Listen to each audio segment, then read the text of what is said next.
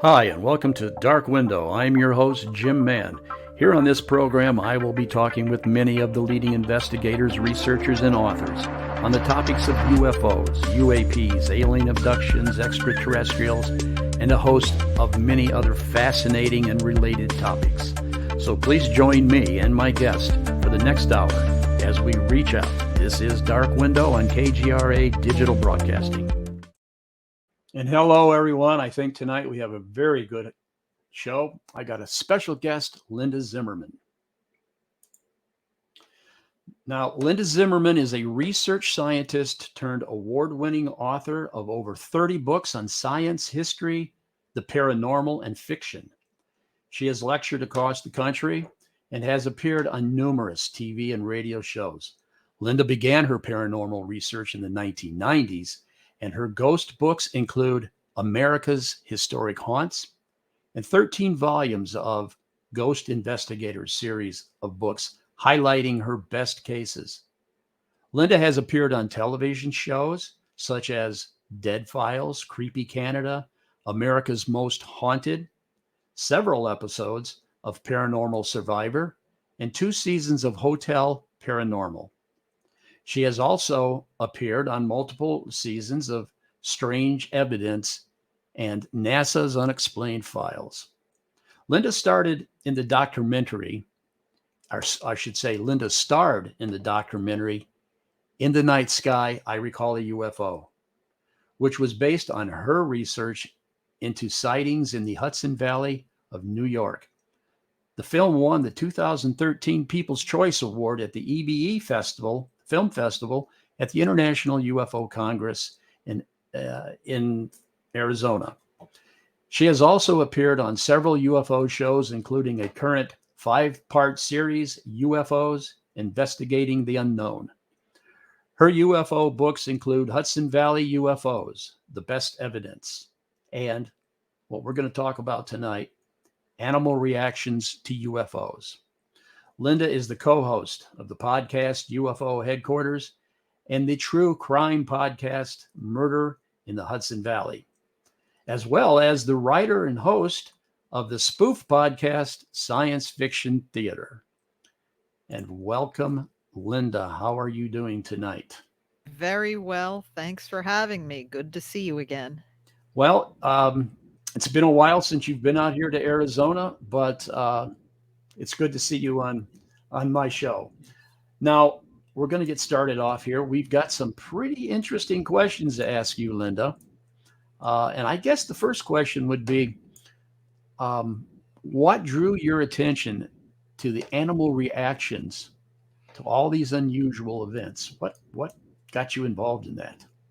Well, while I was doing research into the Hudson Valley, I interviewed hundreds of people, and so many people would start their story off with, "Oh, my dog was just going ballistic." And so I went outside to see what was going on, and there was a triangle or a disc or some unidentified craft in the sky. Or a farmer would say, "All the livestock were going nuts." And so I went outside and saw this. And one time during a lecture, I kind of joked. I said, "Well, if it wasn't for the animals, we'd miss half of these Hmm. cases." And I stopped and I'm like, "Well, why? What's that all about?" So that's what drew me to find out, what's the science behind this? How prevalent is it? Is it just dogs and cats and horses? Is it everything? Since we're talking about animals, it was a rabbit hole I jumped in with both feet. Yeah. Well, I remember as a MUFON investigator, UFO investigator for the Mutual UFO Network, one of the questions that we had on our questionnaire when we talked with witnesses who had seen a UFO and they turned in a report, one of the things we would ask them is, did you have a dog and did the dog react to this? Or did you have a cat or did you have a frog or a parakeet, whatever? But I thought it was interesting that even MUFON years ago recognized that animals have a reaction to these events. And so here you are writing an entire book about it. Hmm. That's so interesting. And that book is published. No, it's not published yet. Oh, yes, it is. Yeah. Okay. Animal reactions to And UFOs. I have the do we have a cover. picture of that book, Linda? Yes, there it is on the left. Okay, Um, Animal Reactions to UFOs, Linda Zimmerman. And where can we get this book? Amazon. Uh, Okay. that's the best way. Okay. Well, that's going to be basically the tenor of our conversation here for the next 45 minutes. Um, since we're talking about what sort of reactions do they have, and have you noticed a pattern as to what is what's the biggest and what's the most common reaction? Yeah, that's easy. About 90% is fear. Um, and and we're talking hysterical fear, like big, strong German Shepherd guard dogs who will, throw themselves at an assailant to protect you. Will Wow. dog, right? They'll do anything. Hmm. Are suddenly whimpering, trying to dig themselves a hole to hide, hiding under the bed, um, just complete hysteria, panic, really. And we see this in animals, from insects to elephants. So I think that's just about the whole gamut. There are cases where everything goes silent. Animals freeze, crickets stop chirping, birds stop singing, and that's very eerie. I have a Wow. few cases of that. And there's a tiny, tiny percentage where animals seem to be drawn to the craft, or whatever the event is going on. But that's deceptive, because there's a case in Florida where it was a rectangular craft, and both the woman and her dogs and a cat seemed to be magnetically, or just, oh, I have to get closer to this thing. Unfortunately, a day or two later, they exhibited signs of radiation sickness. Oh, So, really? yes. Yeah. So, which brings up, was that just collateral damage, an inadvertent thing, or was there something more sinister involved in that? Uh, but fear, absolutely the number one reaction. So I have noticed, of course, animals react to everything. Storms, Hmm. who doesn't have a dog that goes kind of nuts when there's a storm approaching? You can always tell. Hmm. And so now we're noticing that this happens during UFO events. Um, so that's an interesting point. And now, with all of your studies, is it just household pets like dogs and cats and the parakeet or whatever? Or is it just all across the board for It these is. UFO events? Yes, it's all across the board, and the Hudson Valley area has a lot of farms, and I've interviewed so many people that everything from their chickens to cows, horses, goats, sheep, have these reactions. But I think the mother of all animal reaction cases is actually from the Phoenix Zoo in 1993. Oh, There really? was a bright oval craft, first noticed over the lion and tiger area, and the animals were acting in alarm, in distress. And two of the guards saw this craft, and one of them was in his truck. And as the craft got closer to him, the engine and the headlights shut off. So obviously, there was some sort of electromagnetic interference. But every animal in the zoo, they said, exhibited signs of alarm, was making sounds of alarm. And it wasn't just a matter of they saw a bright light, because how many animals are inside, are in enclosures, and right at night, they wouldn't have even seen it. So it had to be something else: sound, magnetic fields, vibration. These might be things that happened. The craft finally moved away towards the stadium, and apparently jets from Luke Air Force Base were in pursuit, but the thing took off and was long gone. But how many different species from around the world are in a zoo?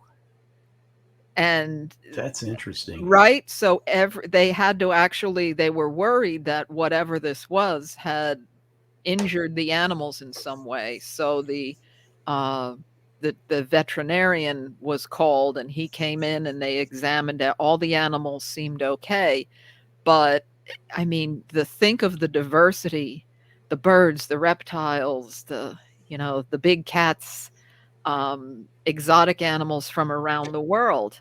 And to me, this is the prime case to say this is a universal phenomena.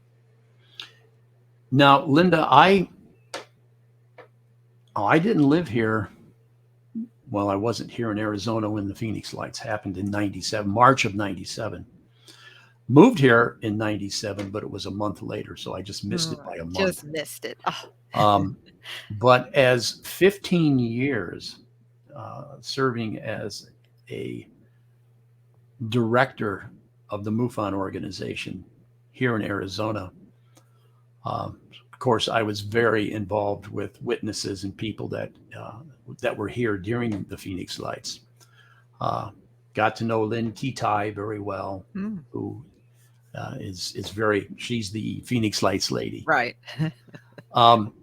But you know what? This is the first time I've heard of the Phoenix Zoo and those animals having a problem. I never heard that. So this is new to me, even after all these years being so intimately involved in the Phoenix Lights research and the aftermath thereof. I've never heard of this, that the zoo had a problem that night with the animals. Yeah, that was 1993. And I don't know if any too much available information online, but there probably is. But yeah, I wrote about it in the book because, it answers so many questions. Is it just your hyperactive little poodle that reacts? No, it's animals from around the world. I wonder if something goes on every time, because, this is sort of a hot spot. The whole Phoenix area has been a hot spot for years for UFO activity and just high strangeness. I have never heard of that, and I'm just wondering if there's more cases. I need to check into that myself. Yeah, if you're interested, I don't know if you've heard of the San Carlos Reservoir. I have, yes. Arizona, the February 75 case. I came across this because I think vibration is a part of it. Animals are extremely sensitive to vibration, particularly fish and birds. Wading birds, they have these special Herbst corpuscles, they're called, in their legs, highly sensitive. So if a fish is swimming by, that little vibration, they know there's something under there. And fish, if you've noticed those lateral lines that go down their sides, those are vibration receptors, essentially. Are they really? Okay. I wasn't aware of that. So these guys are camping on the bank of the reservoir, San Carlos Reservoir. San Carlos Reservoir. Okay. One of them is sleeping on top of the camper. The other two are inside, and he's awakened by this bright light, and it's moving closer over the reservoir, and it's a craft, one of the most unique I've ever heard. He described it as 50 feet long and like a bad stockade fencing. Yeah, I've never heard of another case looking like fencing posts stuck together. Very unusual. They had been fishing, so their boats pulled out of the water, and the poles are in. The poles start rattling in the boat, tapping against the side of the boat because the poles and fish for hundreds of feet around start jumping out of the water. So some sort of vibration was happening that disturbed the fish, and also, enough to rattle those fishing poles. Do you So, suppose this is let's say that we know that certain frequencies affect animals, like mhm, the dog whistle. mhm, Humans don't hear it, but dogs and I mhm. guess maybe cats do too. So maybe there is some sort of vibrational frequency being given off on some of the UFOs that does actually agitate, scare animals. That's a Yeah, good point. for sure, sound is a big component because dogs' hearing in the high range is 2 times higher. Cats Mhm. is 3 times higher. Most animals like horses, dogs, cats, cows all have better high-end hearing. So at first I thought, when I came upon this early in my research, I was like, "Well, that's the end of my research. It's high frequency sound. That's it. Case Right. closed." Till I found out birds have really bad high frequency, like we're at 20,000 hertz. 20,000 hertz. Yeah. Their high end is chickens is like 2, 3, 4. Really. So the high frequency does not apply to them. So it has to be something else. And that's what led me to magnetic fields, because we've all dealt with electromagnetic interference cases. Yeah. We're going to get to that in just a minute. It's a couple other questions. I know by the way, folks, I have a whole list of questions that I'm going to ask Linda. You got to do your homework before you do these programs. And I Um, appreciate that. yeah. Yes, the host who's like, "What do you do?" What do you do? Yeah. But that's interesting. I wonder if there's somewhere there's scientific data on this. Other than, I mean, this is something new for me after all these years. I always kind of knew that pets like dogs reacted. I remember on a couple of cases as an investigator for MUFON when I remember specifically a lady had called me on the phone. I was in the middle of my work day at work, and she called me and she wanted to know if I was the UFO guy, and I'm like, well, yeah, I guess I am. And she says, good, because you're the phone number I got. And I'm like, yeah, okay. Well, I was the state section director for Maricopa County at that time for the Mutual UFO Network. And she was an optologist. She was an eye doctor. Mhm. Did I say that right? Optometrist. Optometrist, yes. She was an eye doctor, and she was telling me that she was standing out on her back patio, and there was this large triangular craft just above the hill behind her house. And you could actually hear the vibration, the humming noise in the cell phone. And her dog was having such a problem. Her dog was just barking and running back and forth. And she could only talk to me for a few minutes to tell me what was going on because her dog was just having such a fit. And I think she mentioned that even the cat in the house was really going nuts. And so, yes, I will. And then another time, there was an elderly couple that called me from Sun City, Arizona. And this was at, I don't know, 8 o'clock, 9 o'clock at night. Got a phone call. And they were out walking their dog. And there were 2 jets that had got scrambled up out of Luke Air Force Base that night, and they were chasing some bright light in the sky. And now they were telling me that their dog was no stranger to the jets coming up out of the Air Force Base. But that wasn't the problem. They said they were talking to me real time on the phone, just like the lady, just like the eye doctor lady. The jets were following this white light around the sky. And the dog was abnormally upset, not just because of the jets. Patricia and I, where we live here in Arizona, we live in a little town called Wickenburg, and we're right over the fly zone for the military jets that come up and do their training. There's a military operational area, so we hear the jets all the time. And most of the dogs in the neighborhood, they don't bark, but something weird goes on and the dogs will bark. So I guess I should move on to the next question because this is kind of a good question. But just to mention that Yeah. those are classic examples, and had dogs most of my life, and we live near an airport. They could care less when a commercial jet or a plane went over. They Mhm. know what's familiar, which makes them even more valuable as witnesses because they know when it's not something normal. They know. So, yeah, those are good cases. It's funny that anybody that owns a dog knows this, that when there's a strange car that parks outside of your house, dogs will recognize the different pitch, the different Mhm. noise of a strange engine they haven't heard before. Right. I've always found that fascinating. So I'm not surprised at this. But again, this is new stuff for me. Now, here's a question I want to ask you. Is it just folklore that animals can sense impending earthquakes, or is there some scientific evidence to all this? Well, science for many years is saying, oh, that's only anecdotal evidence.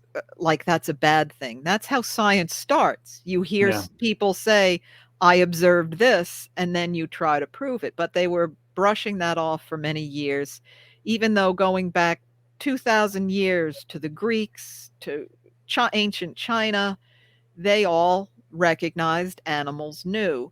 So finally, in recent years, I read a great article. The Max Planck Institute has been tagging animals to watch their movements, Mm-hmm. and they have found they have much more extreme movements right before an earthquake. In fact, there was one study where all the animals left the area, and they're tracking them. Like, why did they just all leave this area? Then a earthquake struck. So science is finally catching up with what so many people already knew, that yes, they absolutely know something is up. And again, I think that probably goes back to magnetic fields. Yeah, this magnetic field stuff is very interesting. Um, Speaking of animals, um, animals have five senses just like us.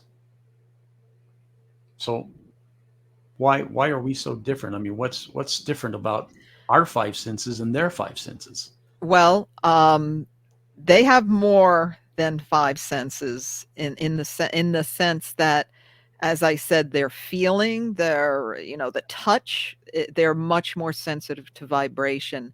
Birds are extremely sensitive to barometric pressure. They can detect a pressure difference in just as little as 15 feet. Seriously. So yeah, it's remarkable. Um, as I said, the hearing, for the most part, they can hear better. Not birds, but animals hear much better, higher frequencies, and then they have that ability called magnetoreception, where they birds. If we could put up that one image of the little gray curves with the bird in the center. Yes, that's the one. Birds, and particularly homing pigeons. Everybody, what is it that a homing pigeon senses that they can find their way? And this is from the University of Illinois in Urbana-Champaign. I hope I'm got that correct. Yes, correct. And I spoke with them, and this is an image they produced, that birds actually see the curvature of the magnetic fields in the sky. So if they want to go, for example, towards the west, They look for that curve, the curve to the left there. That's what they'll physically see. And a lot of animals have this. Dogs, if you this is something everyone can do who's a dog owner, when they go to the bathroom, they want to face north. And this is not if you have them on a leash and you're forcing them to go somewhere. If they're out in a field, out in a yard, they will spin and turn north before they'll do their business. I mean, what? Really? Yes, you can check this out. I I've never paid any attention to that. Yeah, everybody pay attention now. Cows and horses, a lot of them like to stand in a particular direction. And if you have the picture of the fox, if you can bring that up, foxes are really finely attuned. If you've ever seen, a National Geographic show where Animal Planet, where they'll leap up and dive into the snow to catch their prey, if they are aiming just slightly east of north, few degrees, they are able to catch their prey like 80% of the time, which is pretty good. Wow, that's If something I didn't know. Okay. other directions, that falls to like half that. So Seriously. it's a survival skill they have developed with the magnetic field, which hearing the prey and using the magnetic field, they triangulate. And so the ones with the best magnetoreception eat the most, uh, Got it. Yeah. which is remarkable. But back to the birds seeing, how they do that is there's a protein in the eye called cryptochrome. And there's also particles in the brain, magnetized iron, magnetite particles in their brain. And between these two, they are able to see magnetic fields. And they're So this finding, is they actually can see this flow of yes, the sky to them is like a road map because of the Earth's magnetic field. They fly that like it's a road sign. well, I didn't mean to interrupt you. You Yeah. were saying something, but sometimes we see whole large flocks of birds, and they'll be going this direction, and the entire flock will change directions all at the same time, as though they're avoiding something.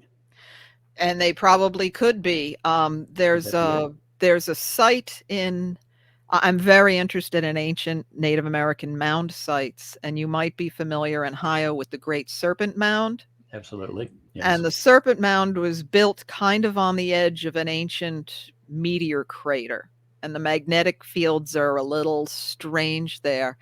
And in the past, there have been observations of birds flying towards this area, and like they're disoriented, they'll just keep circling. It's like they're lost. The magnetic fields there are so off, they kind of get stuck in, like a cul-de-sac. They just keep Yeah.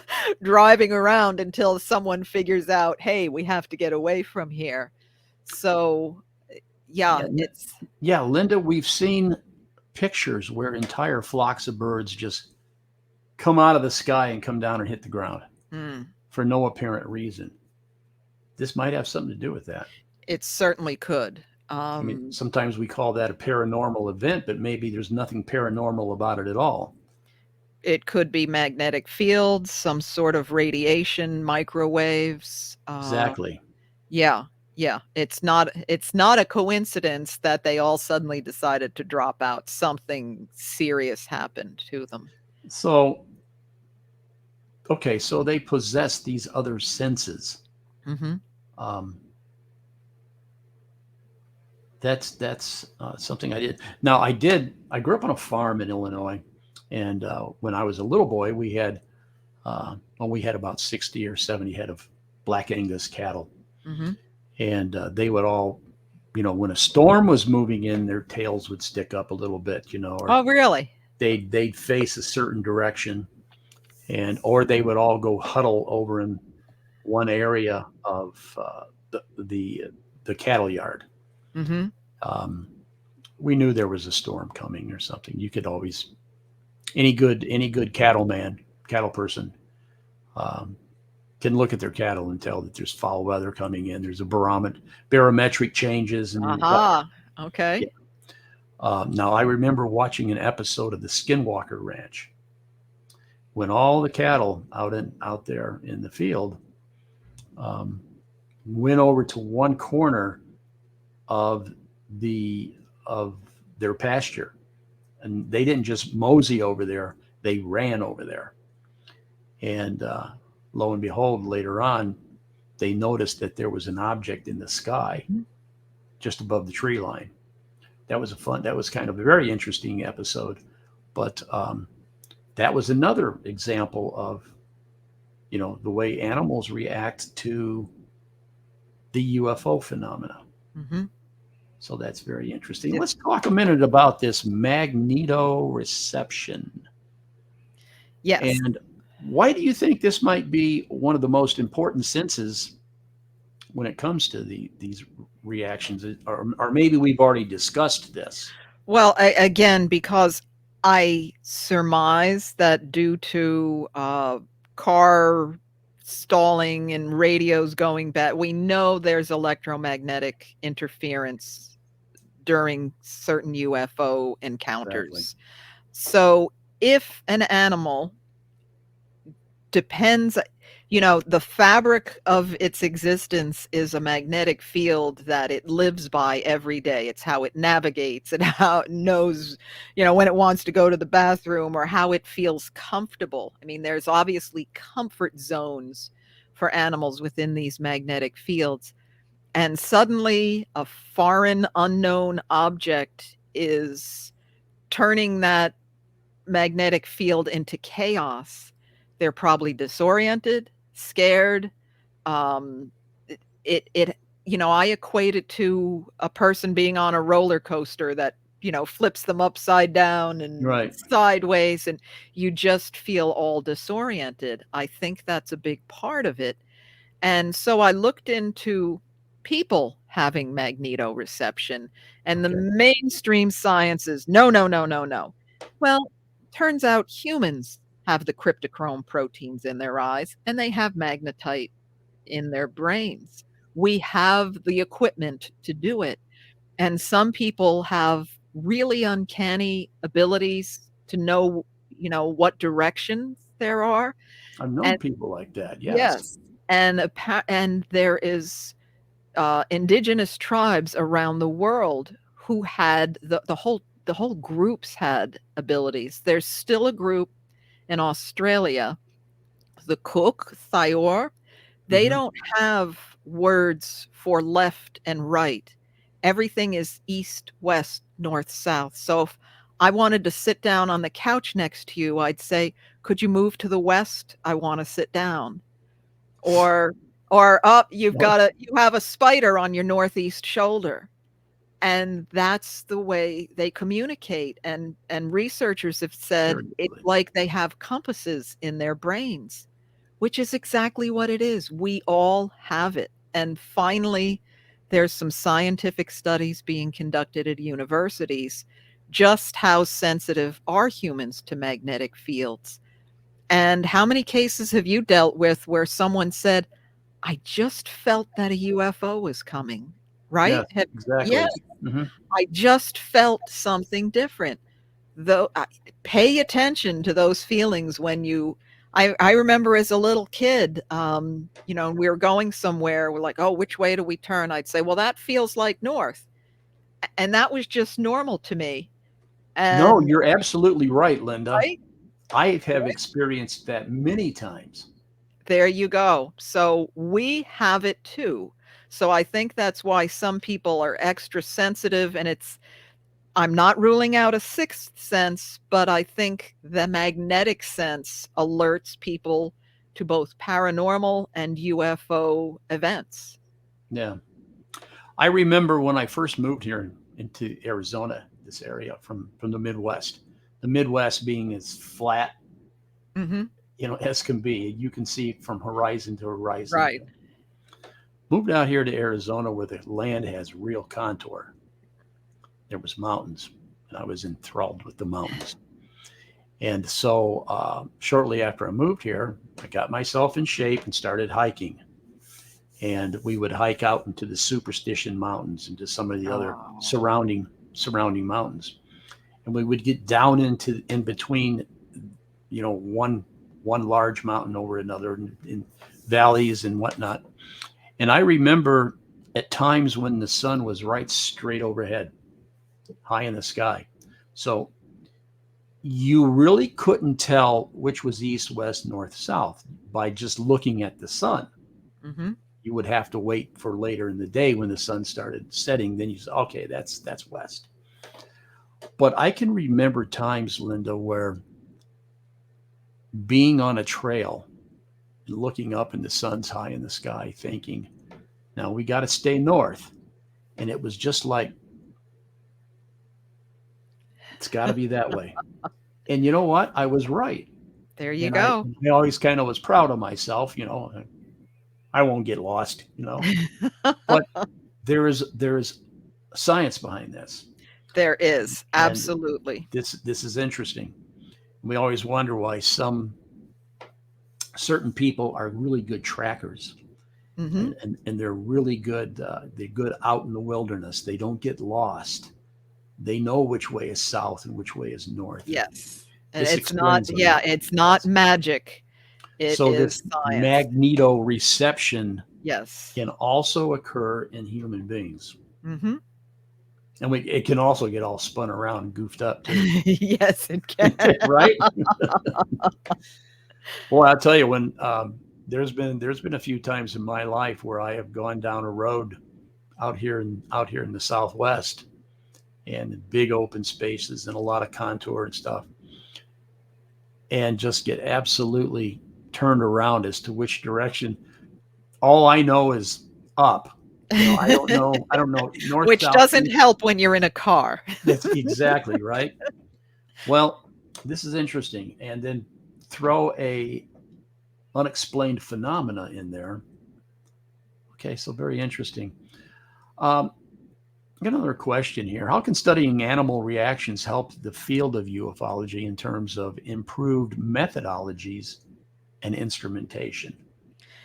That's a question you wanted me to ask you. Yeah. Yes, So there but you have it. you said it very well. I think we really need to pay attention to this because animals are remarkable witnesses. And once we start seeing the science behind it, can we make better magnetic field detectors? Can we tune our audio equipment to higher frequencies or down to infrasound? Do we have instruments that detect slight vibrations? Obviously, we have instruments to detect barometric pressure. Yes. All of these things should be instruments that are part of the research package, because if animals are sensing it, we can probably detect it if we have the right instrumentation. Well, that's very interesting. Yeah, and we would need to change some of our methodologies on how we do things with that. And We need to consider absolutely, these things. yeah, if Absolutely. you are a field investigator, a private researcher, ask about animals. Don't just say, "Did your dog bark?" Get details. At what point did they alert you to the phenomena? Was it fear? How long? And one thing, it's important, just because the UFO passes by does not mean the animals return to normal. Many, many cases where they are traumatized for days, if not weeks. And that's a scary thing. Something has Yeah, happened to them that as has. it does with humans. Yes. Yes. Yeah, Well, there was a case in Belgium where there was a UFO over a field of goats, and not only did all of the goats' reproductive cycles alter dramatically, which had previously been very predictable, but the poor male goat, as they said, was unable to do his job after that, Really? and the poor thing, they slaughtered and ate him. Oh my So, goodness.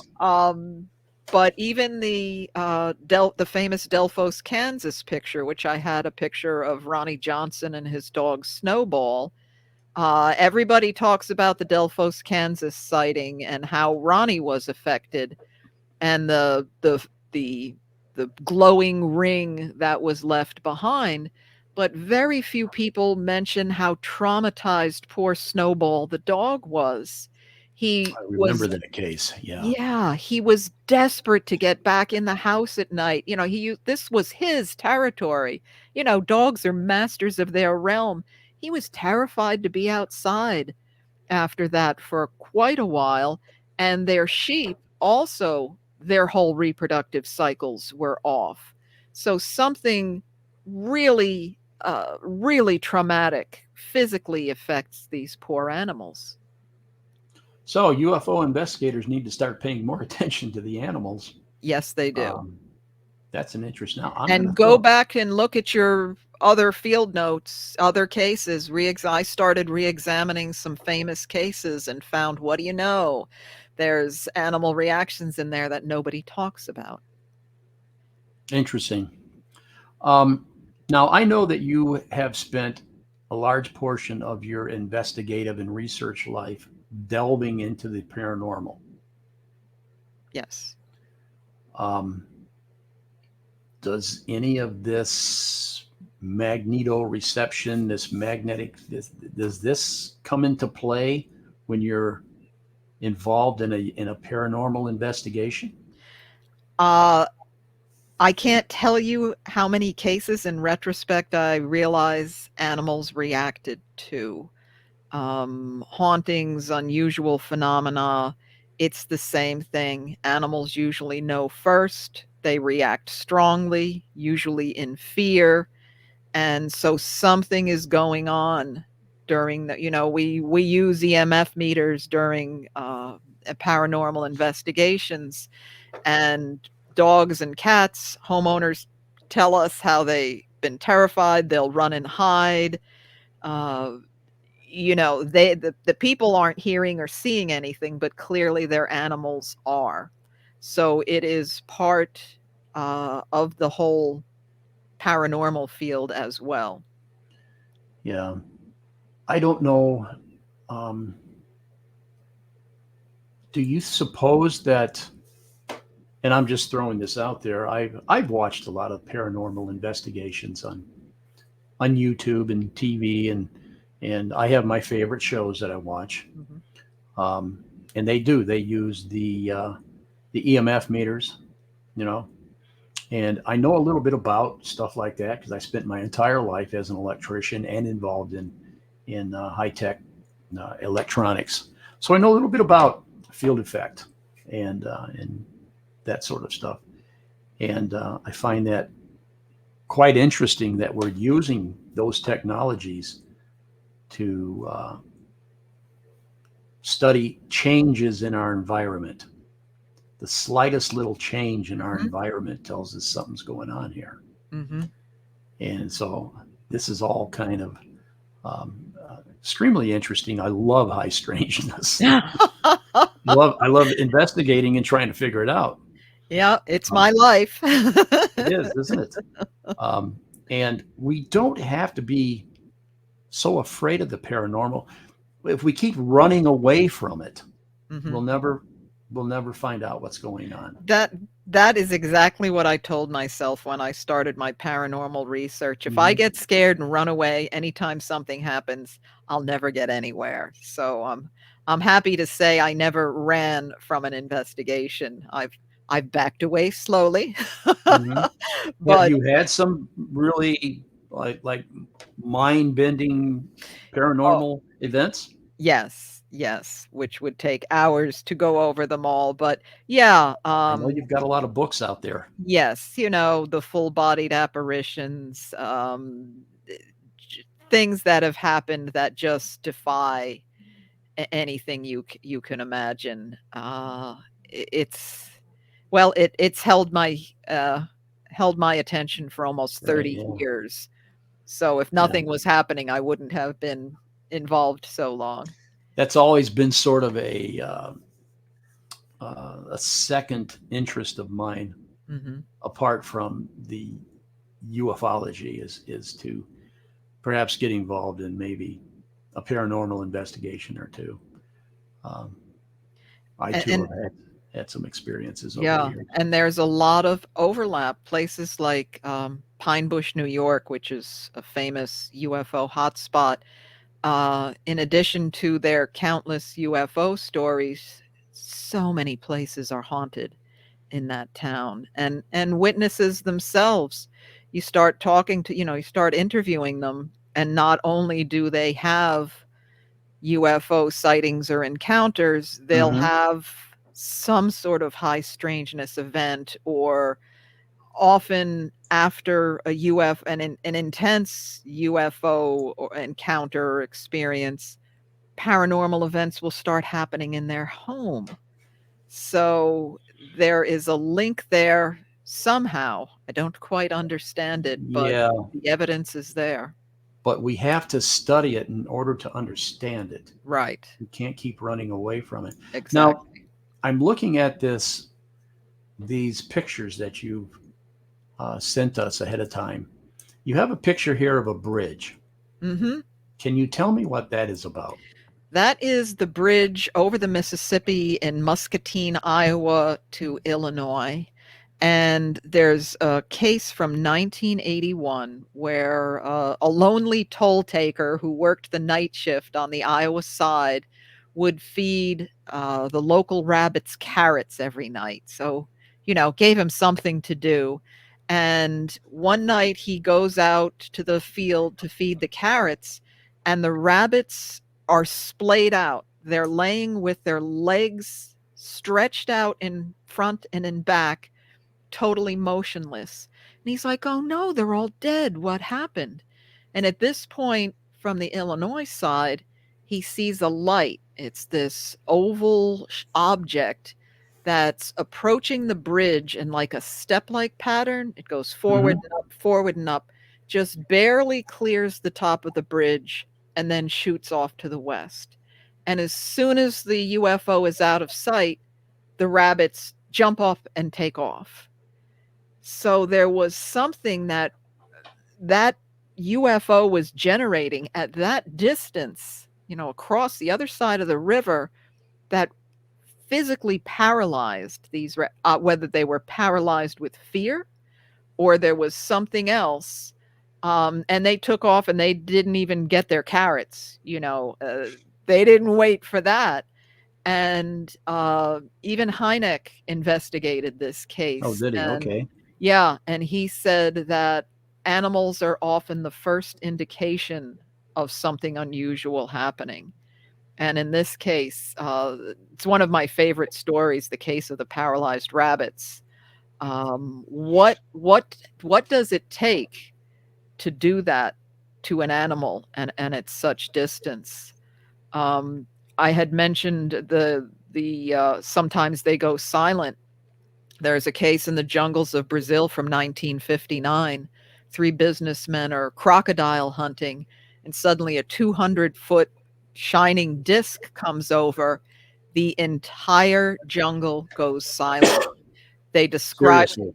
they described it as an awful silence because, Okay. jungle, woods, it's like a constant symphony Yes. of sound. Yeah. And what was that It just went UFO? silent. Yes. What was that UFO generating that made every bird, insect, everything just Just shut down. shut down? I have one question here that has kind of bugged me for years myself. Animals. Do you think you think that animals have psychic abilities? I do. I definitely do. Um, I remember myself, years ago, I had a big German Shepherd and a Husky, and they'd lay on the bed behind me as I was, sitting for hours at my computer writing. And I would just think, I think maybe I'll stop and take a walk. And they would jump up and start barking and I was like, okay, I'm tipping them off somehow. I'm leaning back, I'm doing so I did tests over and over again where I made sure I didn't change my motion, make any sounds, and still just the thought that I'm going to stop and we're going to, we're going to take the dogs for a walk. They just knew it. And I've seen, a dog owner, you see them react in certain ways. They seem to know when somebody's come. They were something they loved, and 10 minutes before this person arrived, they would jump up at the front window and they're wagging their tails and they're looking. They knew he was coming to the house. And if it was 1 minute, you'd say, "Oh, they heard the car engine at coming." Right. But 10 minutes and 10 miles away, I don't think so. And that's been documented time and time again. Pet owners know this. Mhm. They know that dogs have a certain sixth sense. Yes. Yeah, and any there's pet owner will tell you that. and there have been cases where an animal will sit down and howl when their owner just died in the hospital. Exactly. Yes, yes. Well, Linda, we're coming up on the end of our program here. Gosh, there's so much, Linda, I want to talk to you about. Patricia, can you throw that list of books up there? Now, Linda, you've got 30 books on paranormal, UFO, all of it. Where are all your books at? Go to Amazon. They're all available in print, and many of them are available as ebooks as well. I do want to point out the In the Night Sky and the Hudson Valley UFOs.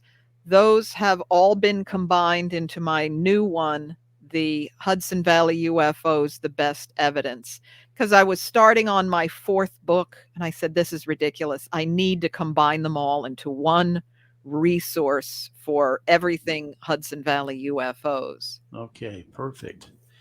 So I guess the final question, and I'm going to turn it into a statement. Field investigators, UFO investigators, get yourself a dog. Yeah, I say at the end of my book, German Shepherd, Belgian Malinois, they will be the best field investigators you can hope to have. You're right. Linda, you've got so many books out there. You're so involved in so many things. I got to have you back because I want to talk about the paranormal. I am extremely interested in ghosts and things that go bump in the night. And I know that you've been involved a long time. Yes, be happy to. It's a date. It's a date. Let's set that up. So everyone, I want to thank Linda Zimmerman and, of course, my program manager, Patricia Wilkinson. I am Jim Mann, your host. Thank you for tuning in, and we'll see you next week. Thank you, Linda. Thank you.